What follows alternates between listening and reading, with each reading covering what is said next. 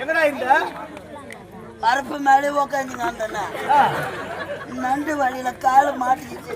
நண்டு வழியில கத்துற செவடா பையாடி ஓடாத அவனை கட்டுக்கிடுவான்னா. ஆமா வெத்தெல்லாம் வாரி போய் போட்டேன். நீ ஏற்றிய படுத்துக்க